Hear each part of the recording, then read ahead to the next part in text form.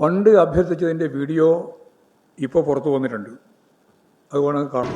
Firstly, when you are going to construct a house, the first priority is that a paralyzed man, if there is a paralyzed man in the house, he will give the first priority.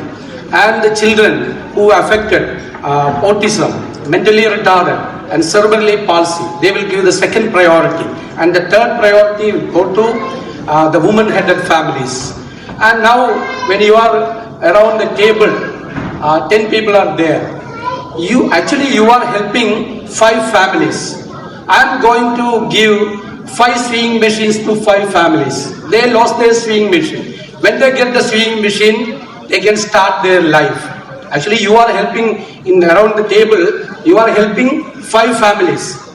When you are raising 500 pounds, that will help 5 families.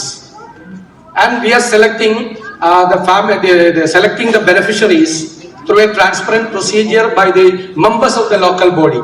Then we will go to, our team will go there and there will be a physical examination, whether it is right or wrong. Then you can also, anybody can go there and random examination, random scrutiny, everything can be done. And we are the guarantee. I'm giving you the guarantee that it will reach the genuine hands. Right, I mean, that's a question that Jay and I was sort of asking before, wasn't it, really? അപ്പോൾ ഇംഗ്ലണ്ടിൽ സന്ദർശനം നടത്തി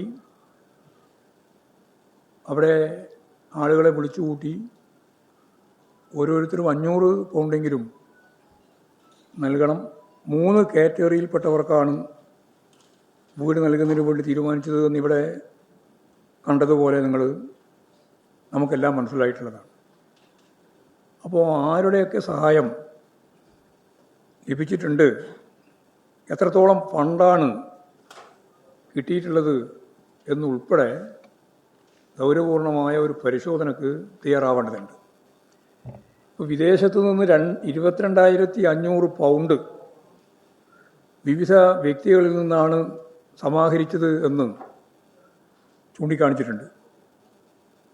മണപ്പാട്ട് ഫൗണ്ടേഷനാണ്, അവരുടെ അക്കൗണ്ടിലാണ് ഇത് എത്തിയിട്ടുള്ളത് എന്നും പറഞ്ഞിട്ടുണ്ട്. ഈ ആഹ്വാനം ചെയ്യുന്ന സന്ദർഭത്തിൽ തന്നെ ഇത് കൈകാര്യം ചെയ്യാൻ ചുമതലപ്പെടുത്തിയിട്ടുള്ളത് മണപ്പാട് ഫൗണ്ടേഷനാണ് എന്ന് വി.ഡി. സതീശൻ തന്നെ ചൂണ്ടിക്കാണിച്ചിട്ടുണ്ട്. അപ്പോൾ ഒരു കാര്യം വളരെ വ്യക്തമാണ്, വിദേശത്ത് നിന്ന് ഫണ്ട് പിരിച്ചിട്ടുണ്ട്, ഫണ്ട് പിരിക്കുന്നതിന് അനുവാദം നേടിയിട്ടില്ല എന്നുള്ളത് ഏതാണ്ട് വ്യക്തമാക്കപ്പെട്ടിട്ടുണ്ട്. അങ്ങനെയുള്ള ഒരു ഗൗരവമുള്ള പ്രശ്നം ആഭ്യന്തരമന്ത്രി തന്നെ വാർത്താ സമ്മേളനം നടത്തി ക്ലീൻ ചിറ്റ് നൽകുകയാണ്. ഇതൊരു അസാധാരണമായ സമീപനമാണ്. സ്വതന്ത്ര അന്വേഷണം അവസാനിപ്പിക്കുന്നതിൽ തിടുക്കം ഉണ്ടായി എന്നതാണ് രമേശ് ചെന്നിത്തലയുടെ വാർത്താ സമ്മേളനത്തിൽ നമുക്ക് മനസ്സിലാക്കാൻ കഴിയുന്ന ഏറ്റവും പ്രധാനപ്പെട്ട കാര്യം.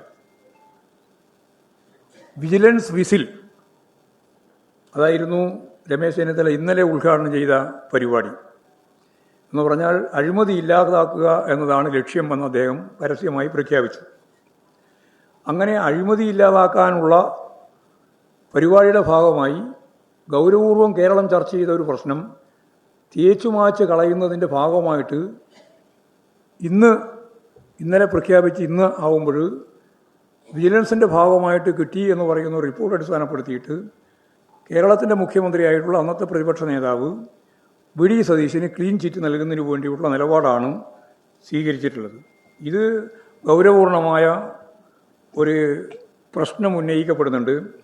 പുനർജനി സ്വാഭാവികമായിട്ടും കേന്ദ്ര ഏജൻസി കൂടി അന്വേഷിച്ചാൽ മാത്രമേ ഇത് മനസ്സിലാവുള്ളൂ. കാരണം പൂർണ്ണമായിട്ട് വിദേശ ഫണ്ട് അഭ്യർത്ഥിക്കുകയും വിദേശ ഫണ്ട് വരികയും ചെയ്തു എന്നുള്ളത് സമ്മതിച്ചിട്ടുണ്ട്. അപ്പോൾ ഈ രീതിയിൽ ഗൗരവപൂർണമായ ഒരു പ്രശ്നം തേച്ചുമാച്ച് കളയുന്നതിന് വേണ്ടിയുള്ള ആഭ്യന്തര വകുപ്പിൻ്റെ ഉന്നം വി.ഡി. സതീശനെ രക്ഷിക്കാൻ വേണ്ടിയിട്ടാണോ എന്നുള്ള കാര്യം കേരളം ചർച്ച ചെയ്യുമെന്നുള്ളതാണ് എനിക്കത് സംബന്ധിച്ച് പറയാനുള്ളത്. ഇത് വളരെ ഗൗരവമുള്ള പ്രശ്നമാണ്.